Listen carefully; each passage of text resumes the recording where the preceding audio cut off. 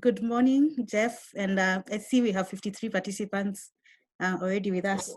So good morning, everyone. We are very glad you were able to join us this morning for our first webinar, courtesy of Enwealth Conversations, in which we'll be partnering with NSC and Site on Investments.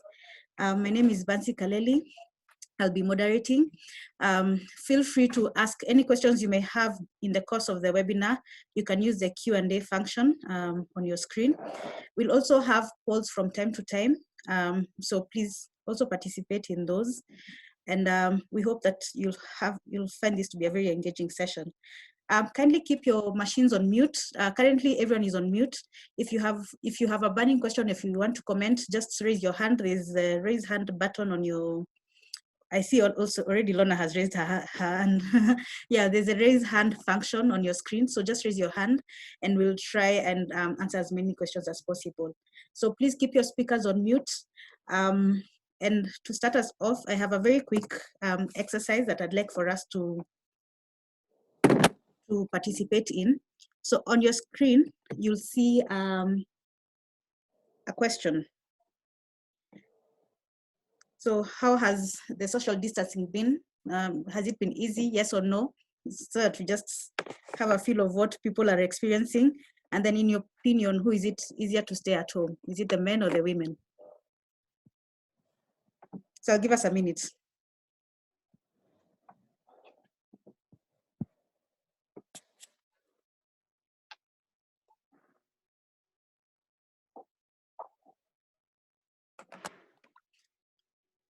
And the votes are coming in.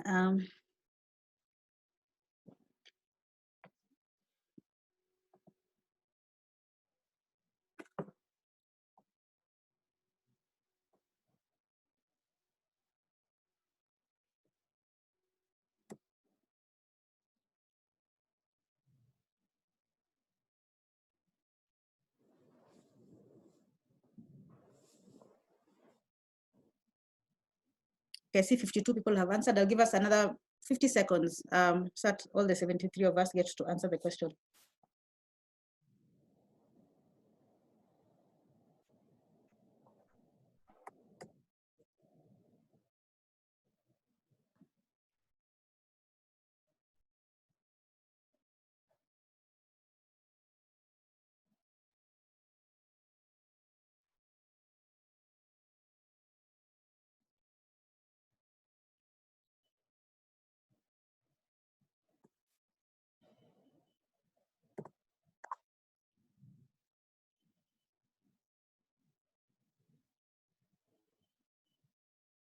Okay, so those are your responses. So has the social distancing and staying at home been easy for you? For most of us, it's been very difficult, about 47% of us, which is very interesting. And then in your opinion, who has it easier when staying at home? Most of us think it's a women. I wonder why. Maybe the two men who are in the panel will get to explain why it's difficult for them to stay at home. All right, so we'll get started. I want to introduce us to our first speaker, who is Mr. Simon Wafubwa. Mr. Wafubwa is Managing Director, Enwealth Financial Services. He'll be taking us through the first session where we look at what has he observed in this space of as being a fund administrator. What has he observed the impact of COVID-19 to be in the retirement benefit industry, and what are his thoughts on this? So I'll switch over to Mr. Wafubwa. Just give me 1 second.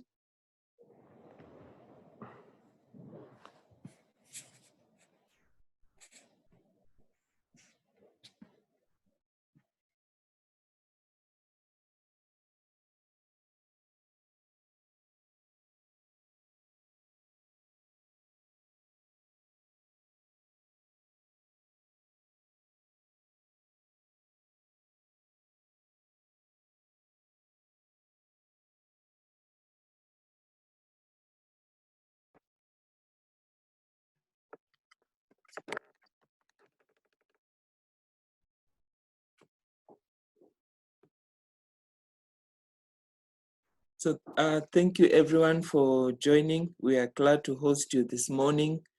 We are operating in very dynamic times. And we thought that we use this moment of a lot of uncertainty to also share with you and bring to you a panelist with a wealth of information and knowledge that hopefully will be of guidance to us in response to the current situation. And our main area of focus is basically, so in what way are we affected from compliance, risk management, funding, investment, and scheme operations? The model we have used in terms of our analysis is a AAA change management model, where we look at agility, adaptability, and alignment. And in agility, that in a very dynamic environment, as we are in, markets are shifting every day. What you think now is at the very peak, like in China, we've thinking that the curve has already been flattened, but you can still see some numbers again starting to rise. What you do, and with many things changing, policies changing, so it will require agility, speedy response to change in the immediate term goals, adaptability to change in the medium term goals, and also alignment to change in the long term goals. Of course, then you have to sense, and sensing would require you to identify what are some of the opportunities and risk variables in the environment that we are operating in, analyze them, measure them from the response perspective, and then take appropriate actions. Now, to just put this into context from the pension administration perspective, from an immediate term goal is, so from the agility perspective, focusing on investment management. We are of the view that trustees have the opportunity to review with the guidance of the fund manager their current investments from a perspective of risk exposure, and see what immediate remedy can be taken, or even opportunities that can be obtained out of the situation. And also review of the scheme underlying assets risk profile, assessing and alignment of the current portfolio structure. For guaranteed schemes with minimum returns, it may be helpful to check your exclusion clauses in the policy terms with your insurance company. You may need to check whether there are exclusions arising out of situations like COVID-19. We've had instances where insurance companies had before guaranteed a minimum of, say, 5%, but after a while you find there is a review down to 1%. And this could be one of those significant times to just cross-check that you are safe as a trustee. And of course, investment performance benchmarks, how realistic are they in the space of COVID-19? And all this, I think one has, as a trustee, engage your fund manager and also your administrator to see immediate investment risk mitigation, and possibly even scooping opportunities by way of optimizing investment returns. And we know that also Elizabeth is going to join in to comment a little bit of some of the opportunities with Jeff together. It could be also helpful to reassess your risk appetite and also cross-check the investment policy terms. Are they in line with the reality on the ground as we talk? We think from the investment perspective, those are some of the key immediate attention areas that trustees need to look at. If you're looking at asset transition, say from guaranteed to segregated, perhaps which assets are you looking at deploying capital to be able to optimize value out of? Some of the pertinent questions trustees will have to engage their investment managers. From the scheme funding perspective, the going concern of the sponsor is a key main area of focus. that trustees and the sponsor need to work together. If there are any potential layoffs, then might be helpful to share those details with the fund administrator and also the fund manager to be able to plan cash flow, and also to identify what potential assets can be liquidated to make provision for liquidity. If there are potential variation on contribution rates, again, it's good to engage the lawyer, it's good to engage trustees in good time, and legal paperwork need to be followed with the regulatory approvals. Review of actuarial valuation assumptions, particularly for defined benefit scheme, might be helpful at this point as well, just to ensure that we have sustainability from the solvency perspective and meeting the minimum funding requirements in the case of defined benefit schemes. From the scheme operations perspective, might also be helpful. We've seen a number of custodians and also asset managers also putting in policies in terms of soft copy instructions and indemnity. So this need to be tied from the contractual policy framework, and tagged along with that is the data safety policy framework. And there is also a lot of anxiety within the membership of pension schemes. I think this is a time to keep communicating. So what are the implications from the investment performance perspective, from the benefit access options, and how members can access their benefits? Can they defer their benefits at a point until such a point we have market correction? Some of the opportunities to be able to communicate, but even in communication, I think it's helpful to be innovative, cross-check the ICT opportunities online to have greater impact in terms of communication to the members. Also, members are spread in different places. Lockdown might be helpful also to look at the moment, updating their data, primary conducts, details within the administration softwares and systems that are in place. We are potentially also going to see a lot of payouts, and so the income allocation policy might be very helpful. And I want to dwell a little bit on that, where a scheme so far has done a negative 10% or negative return of 5%. And in some markets where you have a practice where you have final returns based on audit year end declared.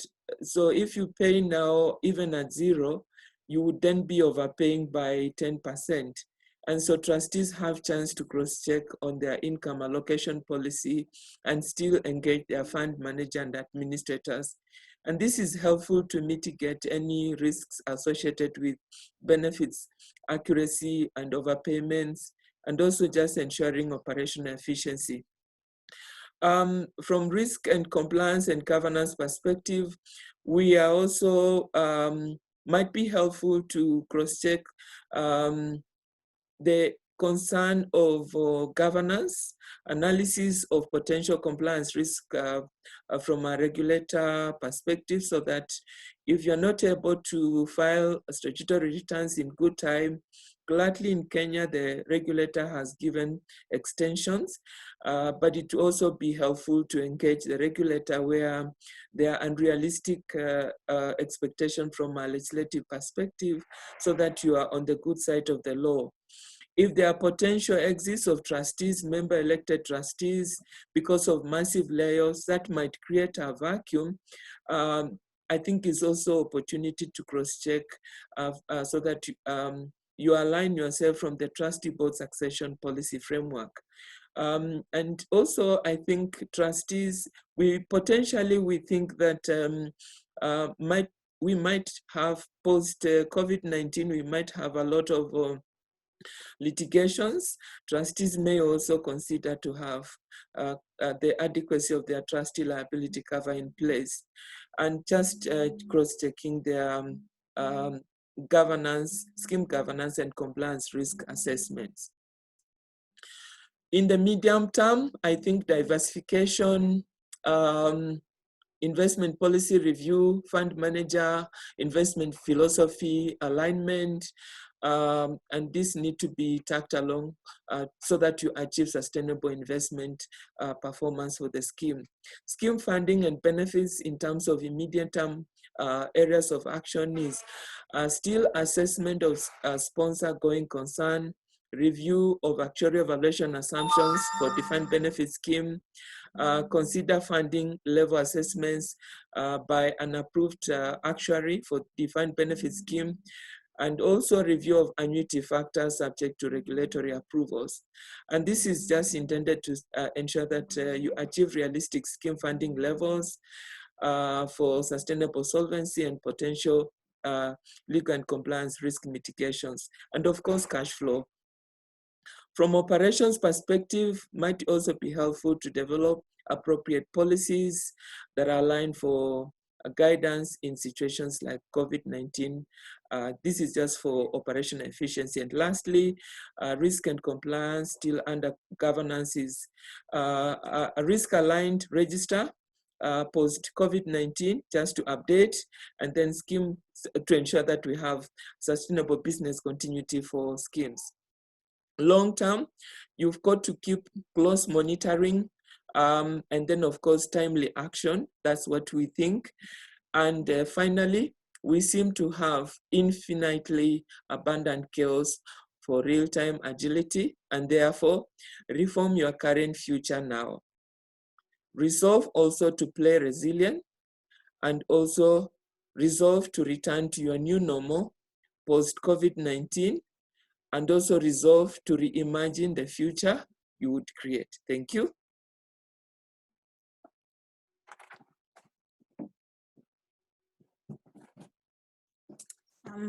Thank you, Simon. The Q&A function is open, so if you have any questions for Simon, please feel free to ask them there. I see none, but I can see Felista has raised her hand. So Felista, if you'd please unmute your speakers, then we'll give you an opportunity to just speak.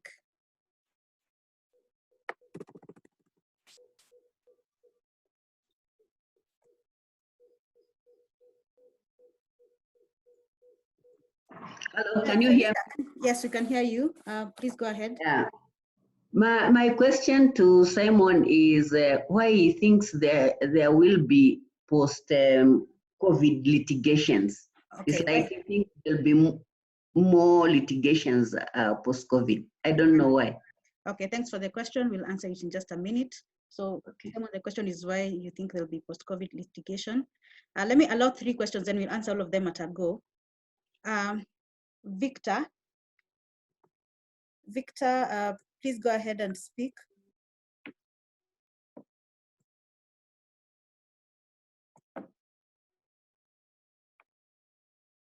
Victor, we can't hear you. Let me try Leonard. Leonard.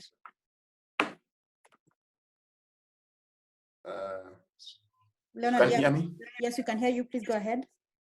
Share with us where you work, what scheme you represent, and then your question. I work with the judiciary. Okay. Yeah, as an economist. Okay. Yeah, so my question is, Simon has alluded to maybe the potential of losing some of the investment that pension funds have done in various investment assets. Now, my question is specifically, can you break down to us so that we can know the specific asset classes where we're going to experience a lot of a loss in value of investments? Okay, great question. That will be covered by Ms. Nkuku from Saiton. She'll be talking about, and also I think Jeff from NSC will both be talking about the sectors where we expect the hardest hit. So thank you for the question. That will be answered in the course of the presentation. So I promised 3 questions. Let me just take one last one. I think I'll take Valentine Opondo. You may speak. Valentine? Yes. My question is, in this situation whereby we are finding so many companies, as it is, of course, we are having people taking unpaid leave. And of course, we have those commitments whereby there is the pension schemes, especially for contributory, whereby there is a percentage on your basic. Mm-hmm. So how will this be treated, given that the main reason why they are taking these unpaid leave is because there is potential cash flow issues and impacts on the businesses? Yes. So what would be the legal way of treating such? Okay, thank you. So the legal way of treating the changes in employee terms, isn't it? Yes, yes. Okay, thank you for those questions. Valentine, your question may not be fully answered now, but we plan on having a legal-based webinar in the next 2 weeks, where we'll talk about what the law says and what options are there for employers and for the members, and even for trustees when we look at amendments of TDRs and such kind of things.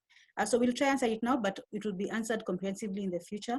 I'll allow Simon to answer one question on why he thinks there might be post-COVID legal tussles, and then we'll proceed with the presentation. So I think what we are having is that most employers, just to be able to remain in business and to manage funding, a number of organizations are reducing the employer contributions, employee contributions. They are reviewing terms of contract which has impact on their pension funding obligations. And this is an unprecedented situation. The question then is how legal this is. And those are some of the potential areas that we might have challenges in future when all this has settled.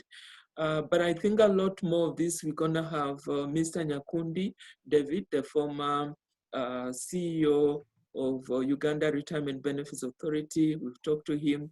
We're gonna have a legal mindset engagement around this. What sort of policy, paperwork, trusted rules amendment, and communication with the employees that you need to have to be able to manage this, and a lot more we're gonna share with you on email as well.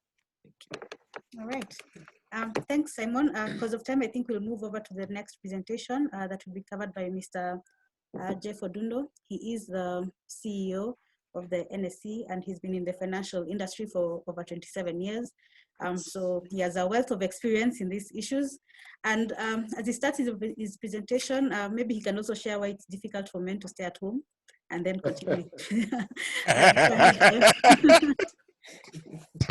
All right.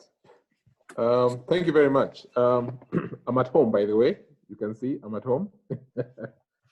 But quite seriously, this is a new normal. Yes.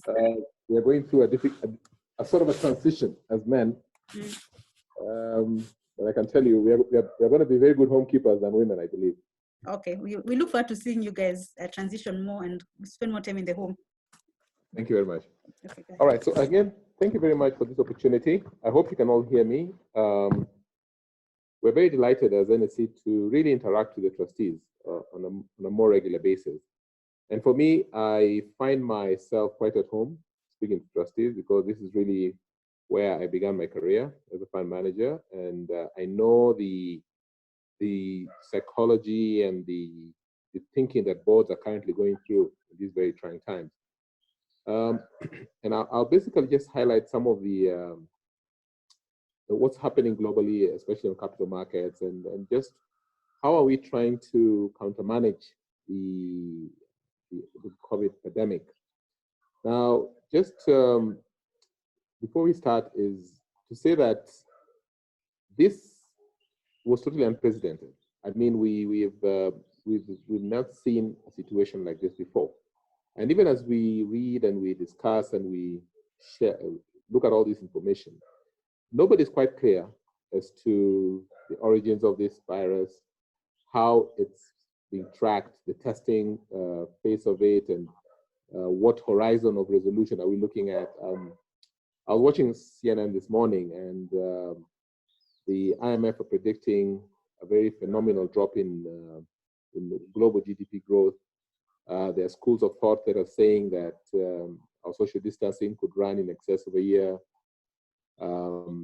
the impact on capital markets is still very uncertain. And so these are very, I would say, challenging times. And as Simon said, very dynamic scenarios taking place. So we just need to be conscious of that as boards and really try and put our pulse on everything that we do to mitigate the impact of what's going on.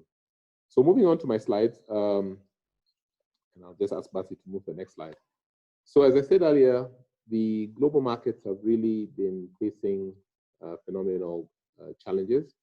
If you look at what has happened to the Dow Jones, S&P, FTSE 100, these indices have lost historical losses of more than 20%.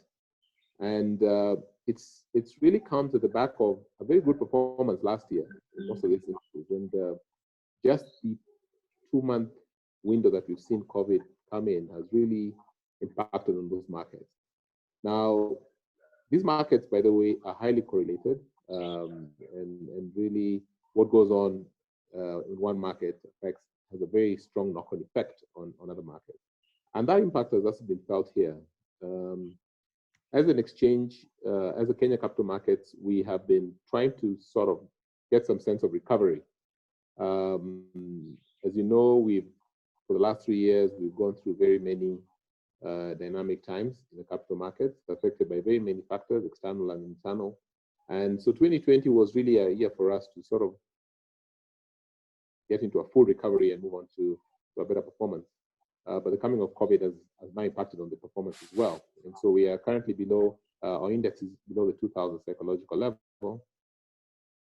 And that is witnessed by the drop in the index-linked stocks valuations, as you may all be aware of. What has caused this? There's definitely a lot of caution, a lot of anxiety, especially by the large institutional investors, mainly international investors. And also the local demand was a bit weak early in the beginning. And so the prices definitely then, there was an excess supply and prices then corrected themselves downwards. But interesting enough, we're seeing good entry now by local institutional investors and high net worth individuals. In fact, the month of April was a very good month for us in terms of turnover. We've done an aggregate turnover of 38 billion against 30 billion same month last year, which basically speaks to the fact that trustees are seeing good buy opportunities on some of our stocks, especially the blue chips. They're also seeing the fact that some of the yields on our equity securities are good. They are almost competing with the fixed income securities, and that's presenting an entry point for them. So that's a very interesting phenomena. We've seen price drops, but we've seen good turnover, which is a bit of a very ironical performance. Also, we've seen good trading on new asset classes. Like, for instance, our ETF last month recorded a high turnover of 65 million shillings compared to the last time we traded, which was just in hundreds of thousands. So there's also we're seeing a shift towards gold as a safe asset class to manage volatility. And we are very happy that we have this product in the market. And it's time that trustees now tend to understand it, that it sort of helps, gives you some level of protection against volatility. So that's becoming a very interesting asset class. Our bond market has remained very, very strong in terms of trading. The secondary market now has been more active because what has happened with the reduction in the MPC rates and a lot of money now looking for placement into fixed income securities, the secondary market and the bond market has become very active. And we're seeing more and more trades happening there. Our Reits market is still very slow at the moment, but I think that's where the opportunity lies. And finally, our derivatives market, which we launched last year, has gained some very good activity, especially the retail sector. And that's one market that I would like to maybe touch on a bit more at this point. Now, we launched our derivatives market last year in July, and to date, we have traded in excess of 30-40 million shillings, but all retail.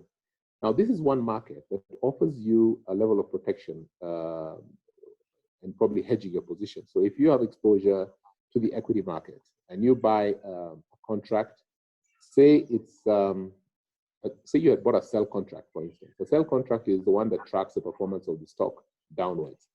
So, for instance, if you're taking a position on equity stock at say 50, and currently it's at 35 or 34, the income that the return that you generate as the price comes down is a positive return, and that return would have then the contract value appreciates on the downside. And that would have helped you mitigate the losses you're making on the spot market. Conversely, if you want to track the performance of a stock upwards, then you buy a buy contract. And as the value of that contract appreciates, then the value of your buy contract also appreciates. So the two directional benefit of this market helps portfolios remain protected. So if I had a position on equity buying at 50 and I buy a sell contract, the 35 shillings depreciation would have translated into a positive return for us, for the scheme. So it provides a hedge opportunity. The other opportunity it provides is you're able to leverage because you only pay a margin as opposed to paying a full value of a stock price. And that again helps you really enhance your returns from a very leveraged perspective. So this is one market that we want to really encourage trustees to really look at it positively. I know there's been a lot of misunderstanding on what derivatives are. Derivatives are a very desirable asset class. I think you just need to understand the kind of contracts and that you're taking into place. For us, we're offering you plain vanilla contracts. These are not or layered contracts or without clear underlying assets. These ones, the underlying assets exist. You're able to track them properly and really ensure that you're able to protect your position. So that's really how the market's perspective has been. Now, having said that, what are we foreseeing this year given the COVID challenge? So COVID has presented quite a number of challenges. Let me speak from the market issuer companies that are currently listed. Now, we do expect to see across the board impact on all segments of the market because there are very serious macro issues that COVID has brought.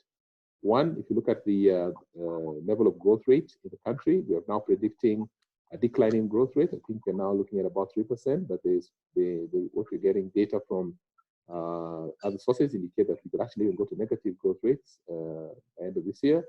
We're looking at currency, our currency depreciation as you've seen it. We're also seeing supply chain constraints, so industries are going to be affected. Key sectors that rely heavily on international channels like traveling and tourism, those are definitely taking a real beater.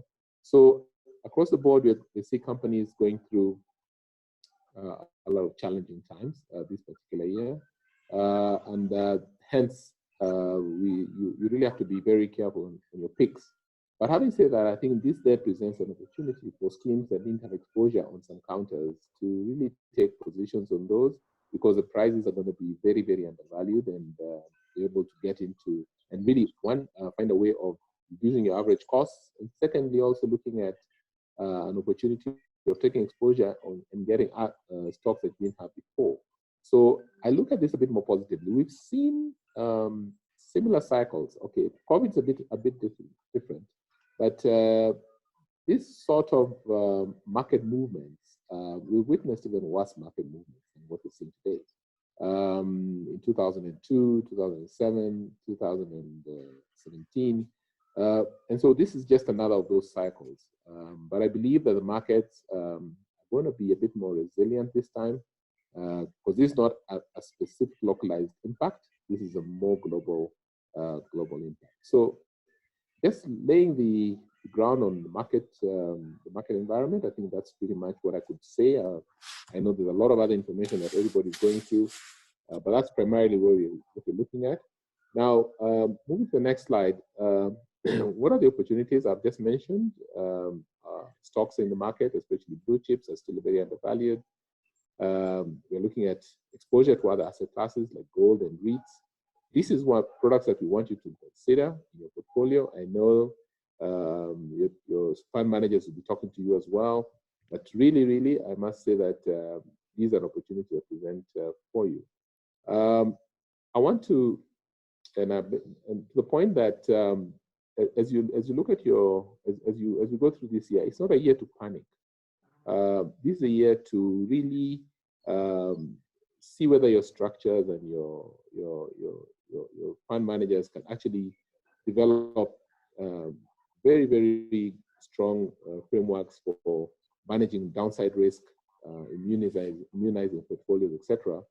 And so we would not encourage large sell downs because markets do recover. And I'd like to just compare this to what we saw in the US when COVID, the impact of COVID was felt. The first few weeks of the markets were really crashing. In fact, I think the Dow Jones went below the psychological 20,000 points. And really, everybody thought that those were, I think, 10-year lows, and people thought this was sell-out time. But the markets have recovered. I think we're now above 23,000. And really, that's, again, just to show you indicatively that these positions do change. If you look at the NSE today, our international capital flow has not gone down.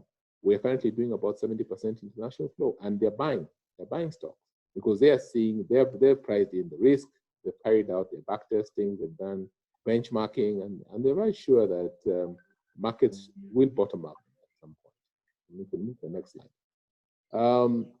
The next slide speaks to what are some of the measures we've put in place to ensure market stability and continuity. Maybe you can just open the next slide. So we have, over the years, been investing heavily on our infrastructure. And as you know, we've made very serious transitions from manual to fully automated market and now to almost virtual. So today, our trading participants are trading on the stocks. As I said, last month, we did almost 38 billion. Most of this was done from the 15th of March, and they're all trading from their homes. As you remember, after the COVID, when COVID, the first case of COVID came through, we had to put a halt on the market because the indices came down after more than 5%. And so we put a remote trading arrangement for our members. They're able to trade from their houses using a VPN network. Also, our other platforms for the derivatives and the bond markets are web-based, so these are very accessible. I must say we've not had an outage since we started.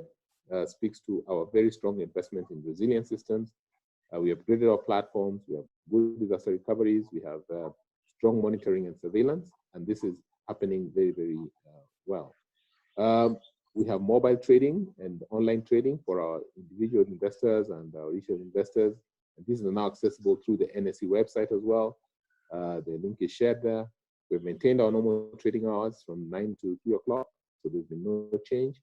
We have a market-wide BCP in place. So not only the NSE, but even the depository is actually well connected. Our fund managers, our brokers, the whole ecosystem is actually operating on a business continuity plan that they have invested in over the years. We have enhanced surveillance.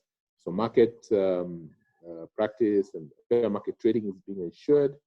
We have mitigated risks. So we have our circuit breakers, and we witnessed how we used it on the first day of the of identifying the first COVID case. We did put a circuit breaker, and that ensured we were able to work.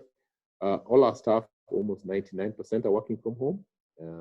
We are firing the systems from home, and all this ensured strong continuity. And we're also conscious that the market needs support from the capital markets. We've come up with certain positive responses. For instance, we've allowed early dividend payments, which will be approved at the AGMs, but we're allowing early payment of that. We've allowed for companies to publish their results on NSE and websites and their own social sites, so you don't have to publish in the newspapers. We're discussing other measures that will come up to support the capital market as well. So we're trying to play our part in terms of ensuring a high level of continuity. So just to say that our market is strong, it's resilient. We've actually put in place measures to ensure that we facilitate business continuity, and really there's nothing to worry about when it comes to our trading and system framework in place. So I think we wanted to make it short and sweet, but give more time for questions.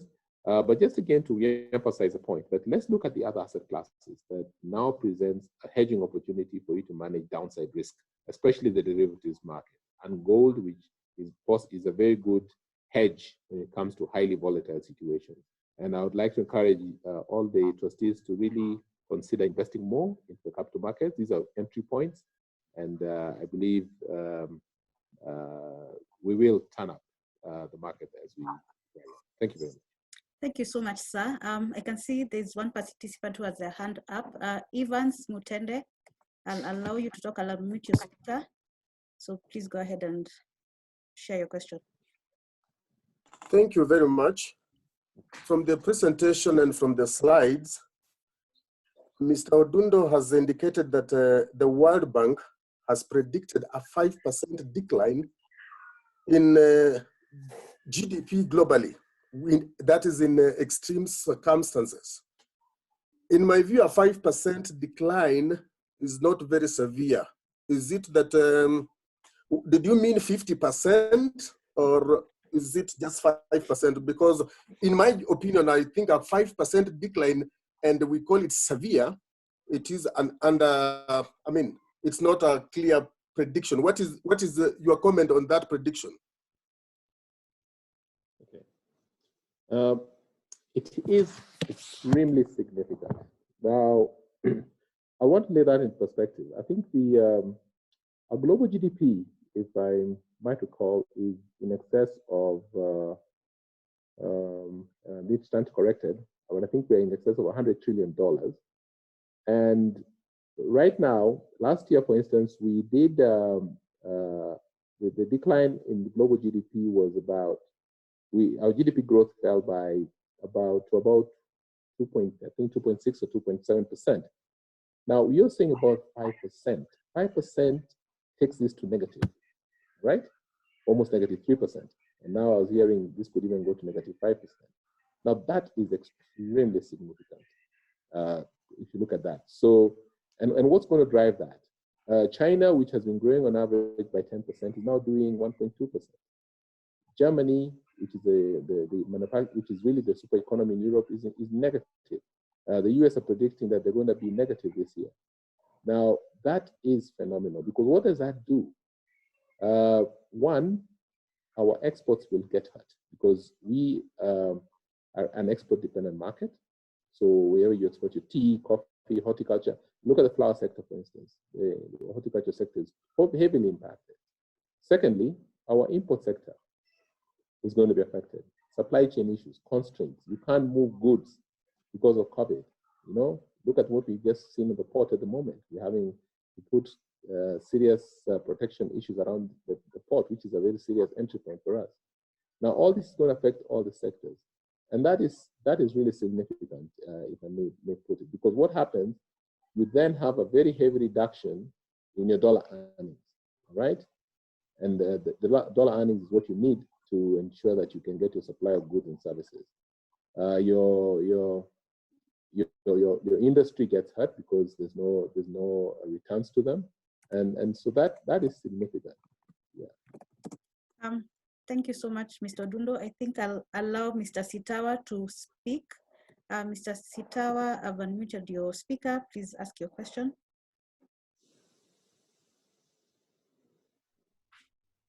Mr. Sitawa, can you hear us? Hi. Good. Can you hear me? Yes, we can. Please go ahead. Please keep it short. We are really running out of time. You can hear me? Yes, we can hear you. Okay, mine is not really a question, but just an observation that Mr. Odundo said that we should increase the value of investment by buying more stocks at the current low prices. But with the uncertainty of how long the pandemic will persist, would this really be a wise decision? Thank you very much, Mr. Sitawa, for that question. One thing, let me tell you, and I'm speaking also in my for the last 27 years. I think there's never really a bottom. There's never really a bottom in the market. I think it's really where do you see the market being very well priced for you. Now, when you see markets which are operating at multiples of 7 or 8 and below, these are very undervalued positions. And this is notwithstanding the fact that the companies are still recording positive yields, are still recording positive returns. The industries are still growing. Let me give you an example. Now we have got Safaricom. Now Safaricom, with what's going on now, there's increasing data business extensively. They have got the caps on the M-Pesa, or maximum caps have been removed from 140 to 300, so heavy transaction volumes as well. There's a lot of, we're now going into a more mobile-based money environment economy. Now that's just tells you that this particular business has opportunity to scale up, all right? So I think it's really looking at when is the stock rightly priced? And my view is that anything that we are trading at multiples of below 7, that makes the market very, very undervalued, and there hence lies the opportunity. I can't tell you that you will never know where the bottom is. I think it's where you must always take the contrarian approach of picking stocks when the prices are coming down and not waiting to start picking them when the prices are rising. Now, these are historical lows. Some of these companies, you'll never get these stocks in good quantity at some of these prices. That's really my argument why I think I support the fact that this presents a great opportunity. Thank you.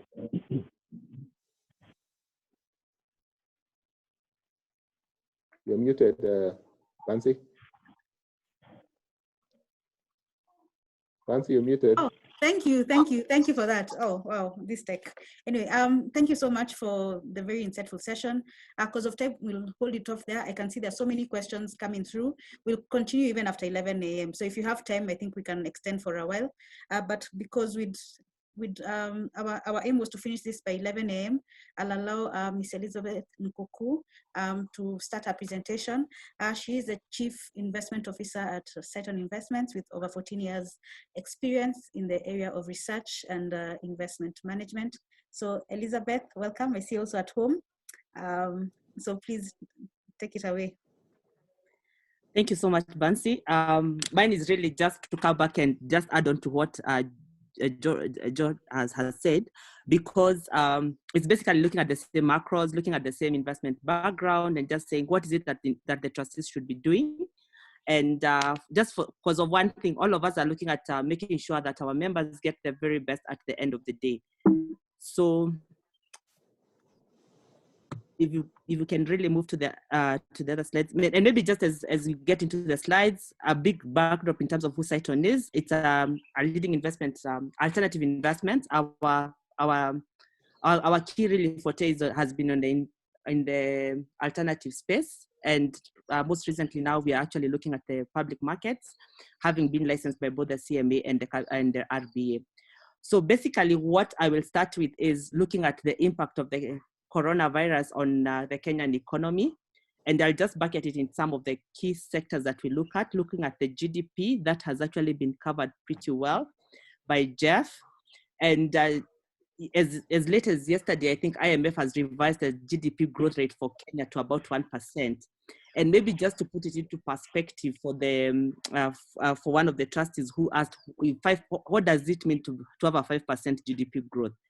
It means that you're actually getting poorer because you cannot be able even to maintain the cost of money that you're actually having in terms of inflation. So if you have a negative GDP, you can actually not afford what you would afford last year.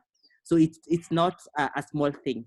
So for Kenya, we have been having an average of about 5% in GDP growth across board, and agriculture being the key backbone. But we are going to see a significant impact on that, especially on the agricultural sector, because we actually rely on exportation. And now with the disruption of supply chain, then we might not be able to do that. Tourism is the other sector that has just been recovering. Again, we have seen an impact on that because people cannot move. The manufacturing sector has not been spared because also it's not that easy. But also, I think if you read the social media, they're also saying that we can be able to go back to our roots and start manufacturing. So it's a good thing, maybe, for us to relook at our sectors and see what is it that we can do locally instead of just being able to import. So it's really looking at the situation and saying what is the best that we can do. In terms of inflation, and this is how ability to purchase, your purchasing power, I think shall remain within the bound of 2.5, 7.5. And that's because despite the fact that there's supply chain shortages, there's also not ability to purchase. So people actually don't have a lot of money circulating. So there'll be really not much demand pull inflation. Oil prices have come down significantly, but we might not get the benefits of that immediately because of the disruptions in the supply chains. In terms of currency, the Kenya shilling has been under pressure and might continue to be under pressure, but we actually allowed what the CBK is doing a good job in terms of supporting that. But just looking at things like diaspora flows have started getting a hit in the month of February, and that is when the pandemic was just starting. So we expect to see a significant blow on that. And so the currency might suffer some bit of volatility going forward. Government borrowing, and this is really just looks at how much we are able to get funded. To start with, our budget has never balanced. We usually have like about 5% physical deficit. With the reallocation to, with what we need to support the health sector, we might actually see some cuts in that. Tax revenues are definitely going to be impacted. So we are going to see a significant sort of deficit in government budget. So the borrowing might be maybe where they come back and maybe borrow more, but also remember that there was some cash that was supposed to be borrowed from the international markets. I think that is going to be a bit difficult, and we shall actually see what has happened to the yields. Interest rates, I think MPC has actually done a good job in bringing down the rates, and also the other measures that came up with that to just help support the SMEs and everybody else. So hoping that this shall be translated back to the economy, and we might continue seeing that this coming down. If you think about other developed markets like the US, they have actually brought down their interest rate significantly to almost zero, just so that they can be able to support the mwananchi and just have money in their pocket. So we actually might see this coming much lower. In terms of investor sentiment, maybe that is what we are discussing today, because it's what should I be doing? Is there an opportunity? And I think, yes, has been beaten, but I think there is an opportunity in everything that we look at. So that is what we shall end up at and say, what should we be doing as investors? We go to the next slide.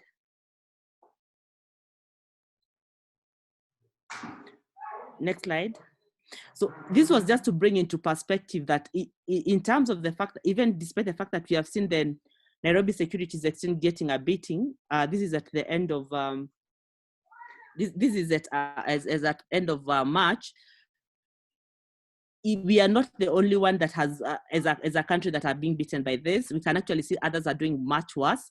But now this will actually show us, just go to the next slide, in terms of valuation, what we are actually seeing. The valuations are going to be significantly positive. And before I get to the valuation, look at the emerging markets. I think in line with what Jeff was saying, we are seeing a lot of flows into the Nairobi Securities Exchange. And this is in line with what we are seeing in the emerging markets. Emerging markets are the ones that are things like Brazil, India, and all that. So there is still a lot of positivity, and that's why we have not seen significant declines there. Let's go to the next slide. So this is what I wanted to, actually, the next slide again, sorry. This is just a performance measure. What I showed here was just some of the stocks that have gotten the largest beating on a year-to-date basis, and these are largely the large stock. I'll take an example of Safaricom, which is one of the largest. It's actually the largest in terms of market cap, has been down 16%. The price to earnings ratio, every shilling that you pay for each of the earnings of Safaricom, and that is historical, it's actually down at almost like 16%. The price to earning ratio is about 16 times. The average is usually about 20-24. So as Jeff had said, you'll actually not see Safaricom maybe priced at this particular level in such a long time. So for a long-term investor, then it's to look at such stocks and say, what is it that I need to grow in terms of my portfolio for the long term? So looking across the banking stocks, which are largely theirs, you should actually look at the price to book. You're buying a significantly discounted book because the book is about 0.5 times. So you might not see these levels again. So if you have liquidity at the moment, you might actually be looking at just jumping into the stocks and getting a position there. The next slide. So this is what I was talking about in terms of the price to earnings ratio. It's one of the lowest that we have actually seen over the last more than 10 years. So with an average price to earnings ratio of about 8.9 for the market, then what it means that let's look at what stocks have a long-term, are going to do well in the long term, whose pricing is actually fairly priced, and then for trustees to just take advantage of that. Next slide. So on the fixed income market, to start with is to look at what has happened on the Euro bonds. So the Euro bond is really the bonds that have been issued by African governments internationally. We had seen a lot of stability, but with this, we actually saw a spike in the yields, with Zambia having the worst yield increment to about at 5.6%. So even if we look at Kenya as a country, I think investors are still quite comfortable with the risk profile. Yes, it has gone up, but not significantly. The highest I think we got was about 8.3, which is reasonable given what is going on. So what we actually think is that we'll still continue seeing investors coming in, just looking at opportunities in the local market. So not only in the government bond, but also just coming in to invest in the Nairobi Securities Exchange and any other stocks that we actually see. You go to the next slide. So this is just a show of how the yield curve has moved.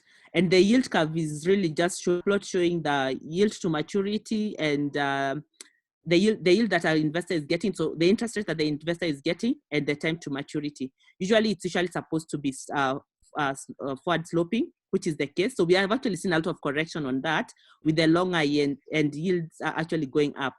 It's bad for the portfolio, especially for trustees who for the pension schemes, because the yields have gone up. But now it's also an opportunity to look at what duration that we should get into. So which bonds should we invest in at this particular point in time? Because I think this shall also not persist for long. We could see a correction on the yield curve as well. But so far, yes, negative on a year-to-date basis. But again, this provides an opportunity for the contributions that we are getting. What bonds should we be investing into? So on the alternative space, just as a background, just to step back again, the provisions in the retirement benefit scheme is that we can actually invest quite a bit in the alternative space. When you talk about the rate, when you talk about derivatives, all that has been provided for, because we have actually seen a lot of growth in that. The real estate sector, and a couple of pension schemes have actually invested in real estate. So the key is to know, where am I investing and for what particular reason? Am I investing to get capital appreciation? Am I investing to get rental yield and all that? So to start with, we have actually going to some of the sectors have significantly been impacted, especially the real estate sector, because people cannot go to site to construct. You cannot get your approvals on time. You cannot be able to import stuff that are used for construction. So it's going to be a hard hit in terms of real estate.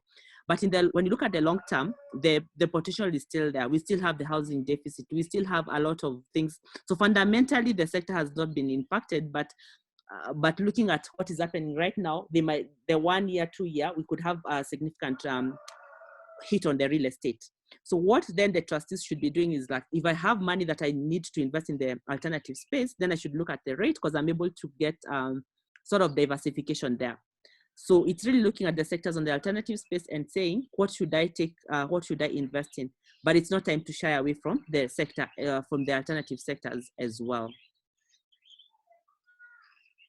So in summary, the opportunities for retirement benefit schemes, I look at equities, the lowest valuations that we have seen in a long, long time.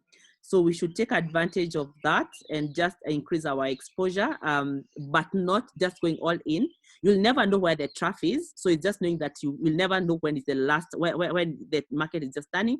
But when valuations are supportive, then we should just jump in. Remember, our average age, maybe on the retirement benefit scheme, we still have like about 5 to 10 years of investment. So we should actually look at it on the long term.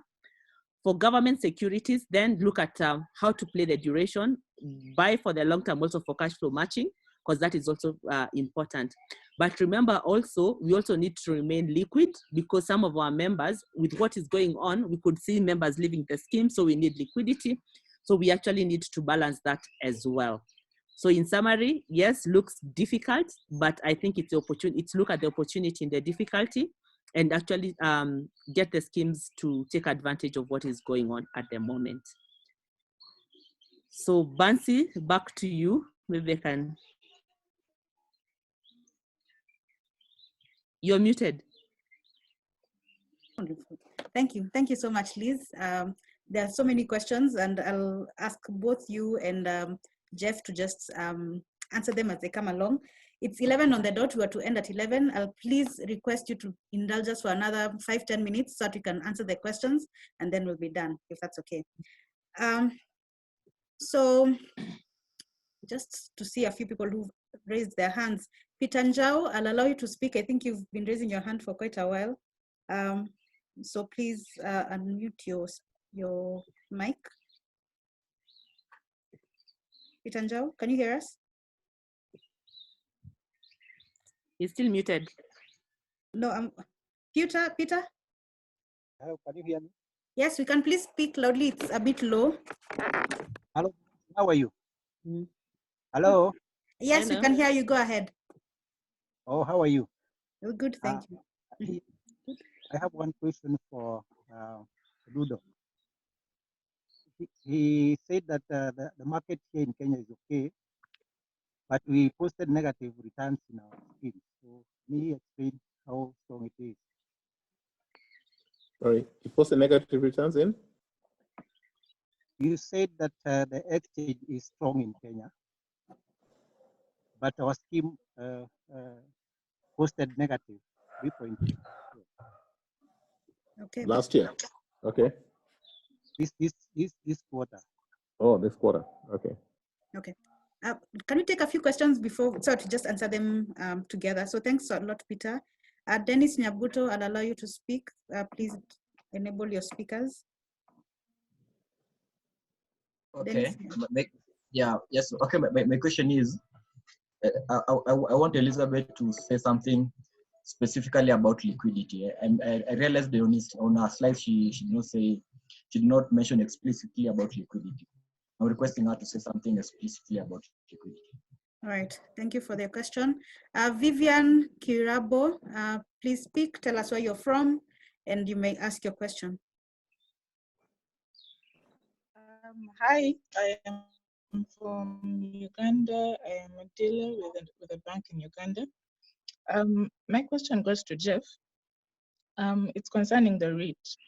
So historically, the REIT has been really underperforming. Its price has been much lower than its initial price that it was listed. So if Jeff tells us to pick it up, would he at least give us a summary of how it's performing given the pandemic and where he sees it going in a couple of years or months down the road? Thank you, Vivian, and thanks for joining us from Uganda. I know we have a few people from Uganda, and I'd also want to acknowledge Mr. Akash from Mauritius, so also please feel free to chime in. I think the last question we'll allow is by Phyllis Njongoro. I've unmuted your speaker. Please go ahead, Phyllis. My question is for Elizabeth, and since they are more geared towards the alternative investment, my question will be around the private equity and whether this is an opportune time for pension schemes to consider entering into that market, and what is the performance? How has it been impacted with this corona pandemic? Thank you. Thank you. I think well, I request the panelists to answer those 4 questions or so, and then we'll go ahead. Okay. Thank you. I think I'll start with Peter Njau. Thank you very much, Peter, for your question. Now, Peter, the measurement of performance, and I think it's also important that when you're looking at an asset class, look at what benchmark you're using for that asset class. I think if you look at it from a benchmark perspective, if you're tracking the NSE 20 and your portfolio has performed below the NSE 20, then that is when you have a concern. And that's when you need to engage your manager a bit more and find out what stocks did he pick, what strategies did he, how did he allocate them, etc. Because that will then inform whether he's actually taking a very proactive strategy. Having said that, I also have a concern with trustees on quarterly reportings. I think quarterly reportings is not a good measure of the performance of an asset class. I think we give the fund managers undue pressure to provide very short-term returns at the expense of a very good medium to long-term return. For instance, if today you had bought Safaricom at say 26 and suddenly at the end of the quarter it's heading to 23, so your fund manager, because he doesn't want further downside, actualizes that loss. You've actually lost an opportunity of which would have held that stock and let it appreciate, possibly if now that we know how the company is performing, and you have exited a stock because of a reporting profit. I would rather we look at a more annual profit, and if possible a triennial profit, because that's when you get a real measure of the performance of your fund manager. So short-term returns should not worry you, especially if your exposure is not in necessarily a sector that is not performing well. Okay, so that should not be a panic point. And let's be a bit more lenient to fund managers so that they can report, they can actually work and give us a better reporting. So that would be my argument. Equity markets at every point has a valuation. So possibly Q1, you're at a lower valuation, Q2 could be different. You could get a positive valuation. Last year, most schemes reported very strong performance because the equity market was closed very well. So these are movement positions, and as long as you've got a stop loss limit or you put safeguards, there should not be any concern as to a reporting profit. I think I'll also go to the question on REITs. Then I can allow Liz to speak to the other two. Now, yes, for the initial investors, if you look at your current holding valuation, you're definitely at a very, very low valuation, in excess of almost 100% of your initial cost, because REITs are trading at about 8 shillings today. But why do I always think REITs are good investment? One, the underlying asset is really a tangible asset because you are invested in a property, all right? So unlike a business, which for instance, if they go into administration and then they have to be sold off, if a REIT is to be liquidated, you have some realization that you're able to make. And I believe you'll get a realization close to the net asset value of that stock. And that's one thing. The second thing a REIT offers you is that the returns are actually determinable. So rental returns, you're sure that there's a rental income and 80% of this is distributed to you. And it's also tax efficient. So that is also distributable. It might affect you from a valuation perspective, but fundamentally, it's a much more safer investment opportunity compared to even a stock, if I'm to use that example. So I think if you have an exposure, this is a good opportunity for you to improve or reduce your average. If you have no exposure, this is an excellent entry point because you're trading at almost 50% of NEV. It's a good entry point. So that is really the basis of REITs. And long term, this is how properties will be owned. One, because pension schemes have really no business owning property directly, because you then have the risk of liquidity. If you have to say have major payoffs, well, you'll be forced to heavily reduce one asset class. Yet when you are doing heavy payoffs, it's good to rationalize across your portfolio holding. Okay?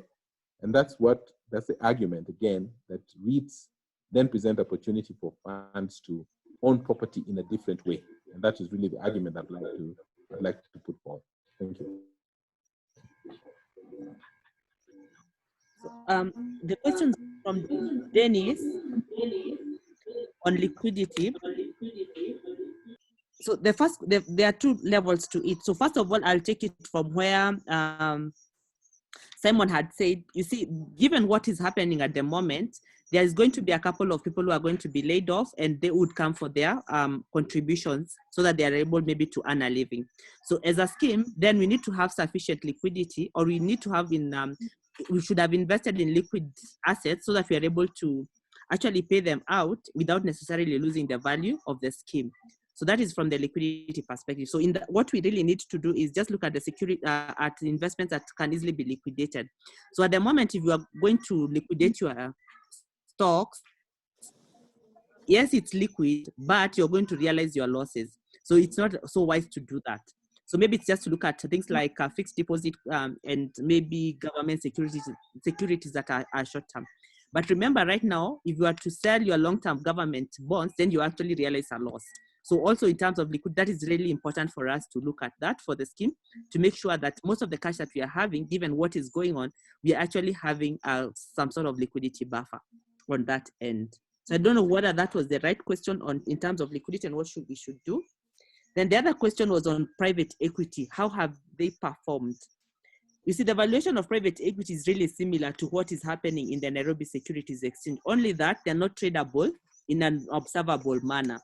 So the performance of that remains a bit, what I would say is a bit stable, because you are not trading them on a day-to-day basis. But remember, the fundamentals of the companies that you invested in could have been impacted, but so far have not been significantly impacted. So in terms of valuation from the last year to this year, nothing much has changed. And neither are we going to see significant changes, because the real business, the underlying business remains maybe sound, or even there are better opportunities that have come up. So the private equity remains, or I'll say private equity and alternative investments remain a place that investors should remain invested, because they provide that stability for the portfolio. So when the stock market is coming down, you still know that the returns on the alternative space remain slightly, they provide a buffer on on an ongoing basis. Thank you, both of you. I think I'll take a few questions from the Q&A platform, because we've not handled that. So you can just take note of them, and then we'll answer them and close. So we have one question here that Winfriend Duta says that their pension scheme has shied away from offshore investments. What's your take, especially at this time? We have Christopher Bukalani. He says that the United States of America has been hit worse than Kenya. Why is the USD gaining more against the Kenyan shilling? So I guess that might be for you, Jeff. Another question, this one is to Jeff. My question is in respect to, it's by Paul Regge. My question is in respect to the effect of the China-US trade agreement signed in January 2020 on the world economy. You didn't finish your question, but I assume you'd want to know how it will impact us. Then Simon Kiplagat asks that looking at the consequences of COVID-19, there's need to look at adverse impact on various classes of investments. Which classes of investment is likely to be affected adversely in the current situation? I think that was answered by Elizabeth, but if you want to add on, please go ahead. Frida Muni is asking on how do we advise members effectively and guide those who may be retiring or getting retrenched? So do we tell them to wait? Do they take out their pension now? What would be your thoughts? And I'll also rope in Simon, please feel free to participate in this. And then finally, Frida also asks, how can the risk of systemic collapse of the financial systems be tackled as we expect the economy to plunge into a persistent recession? Are there short-term measures that can be adopted by decision makers to mitigate the short-run costs? And then finally, Richard asks, Mr. Odundo, can you shed more light on how the NSC is ensuring efficiency in information access to all stroke potential investors so that we are able to invest on an informed basis? There's an apparent, so how are you able to share information to investors? And so I think I'll ask all of you to answer those questions. And then the last question actually is by Caxton Njogu. He asks that REITs and equities are moving in the same direction. Is there a correlation? So please answer those ones and then we'll end the webinar. Okay, thank you. So I'll go first, and I'll probably just mention one I can answer, and then I'll allow Liz to and Simon to answer the others. Yes, the USD against the Kenyan shilling. Yes, so as we said earlier, when you have low dollar inflows, then the demand for so the amount of dollars you're getting compared to the demand for the dollar is higher, then definitely the value of the dollar increases. So it's really a factor of increased demand for the US dollar, because people are anticipating there'll be low dollar receipts, and that's what drives the value. And so you'll find, for instance, the shilling moved from 100 to 106 at some point. That's because people were buying more dollars than what was available in the market. So that's what impacts, and this is likely to be the scenario in the short term, because as I said, our export earnings are lower than what we anticipate going forward. The China-US trade agreement. So the agreements between the US and China early in the year on removal of tax barriers, that is likely to be impacted on by what's going on now. Of course, this has a knock-on effect on us, for instance, because if there's an escalation of a trade war, then that means international markets get affected. What we would have expected investors would desire to put more money, put their money in what they call more flight to safety, like Euro bonds and international bonds, etc. So what we would receive as emerging and frontier markets are lower in capital flow, and that affects us as a capital markets, because as I said earlier, almost 60% of our market of our flow is international, and that affects us. So that can be a big risk, and we need to continue to watch what's happening on the global geopolitical space. Agreed. This COVID is going to present really an opportunity for us to all the asset classes to be tested, and we've seen the testing happening. We've seen what the impact has been on the various asset classes, and it's how we respond, and that's how we need to look at it. I'm really happy to see how central bank has responded, especially on reducing the CBI ratio and even the cash ratio to really stimulate the economy. So it's really the response that counts here, and not say that it's doom. It's all doom. It's not all doom. I think there are measures that can be put in place to stimulate the economy. The US has done it. They've taken their Fed rate to 0. We have taken our rates to 7.5. There are a lot of impacts on trying to enhance more credit out there. So we need to, it's really the response that we take. And that's why I think trustees need to have, hold their fund managers now to really work hard to ensure that they mitigate that performance. How do you advise retirees? I'll leave that to Simon, but my view is, I think this is now a good case for annuity investment, annuities. If there's one area that I really advocate for, is for people when they leave to take pensions as opposed to lump sums, because annuities do survive this turmoil, as opposed to having that money invested directly by yourselves. So I think that's one guidance I would give. On the issue of information, today we have made our portal a bit more accessible. You can access a lot of information on our website. I will be doing a lot of social media campaign. Please follow us on our Twitter handle, and also follow us on our Facebook and all these other handles that we have, because that's going to be the new way of communicating, and we're going to do a lot of communications through those channels. On Reits, yes, REITs is a form of equity because it's a shareholding in a property. So it does behave like a stock. But as I said earlier, think about the stock with a more determinable income return, and also with a more a better underlying, a stronger underlying asset, which is property.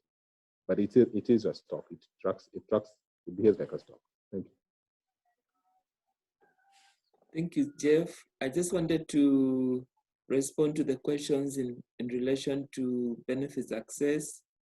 Tying in with what Elizabeth commented, there's need to plan liquidity and to avoid situations of liquidating assets at a loss. And this will be better planned if employers share with the trustees any potential layoffs of staff who then would have to access their benefits. Number two is a lot of member education, even in relation to budgeting and financial planning, is extremely important to be able to guide employees, members of retirement benefit scheme at the point of access of their benefits. What are the applicable options? And the good news we have is that next week, same time, we are having another session, another webinar, purely on financial planning. And we'll be joined in by Alex Cook from South Africa, who will be commenting. He's an expert on the area of financial planning and retirement benefits. He will be also talking to us around how can we navigate financial planning in the era of COVID-19. Trustees, together with the service providers, through the online portals like ourselves, we have put in place channels to serve our members and our clients online, including benefit claim. Right now at Enwealth is online, and we do encourage our members and our trustees to make use of that platform at the moment as well. We'll also be talking next week. We are trying to manage our time here. Next week, we'll also be talking about taxation and the recent changes, proposed changes in terms of taxation. How will they affect access to benefits, especially in Kenyan context for members who are leaving? And so we will pack a couple of questions for Wednesday, and we would encourage share as many, invite as many to come on board, and it's free, and we have very good quality panel that will be joining in on Wednesday, same time next week. Thank you. Elizabeth? I think most of the Elizabeth, yeah. I think most of the questions have been answered. I think the summary is just like look for the best opportunities as trustees and invest in them, especially in the stock market with these valuations. Thank you. I'll request us to please take a minute to just give us feedback. You should see a poll on your screen. And in the meantime, I'll request the panelists, if you have any last words, to please share them, and as we come to an end. I think I'll first of all say thank you very much for this particular opportunity and also the questions that were asked. I think, as we've earlier said, that it's really a very unprecedented scenario time for us as markets, but we need to now identify the opportunity and how to respond to them. I'd like to say that when you look at your various asset classes, especially property, engage with professionals, and I must commend Titan for being very, very innovative in the property space, because this is one asset class that is a secure investment, but again has to be done innovatively because of the liquidity aspect. And I think that's an area that I must say. But I think over and all, let's not panic.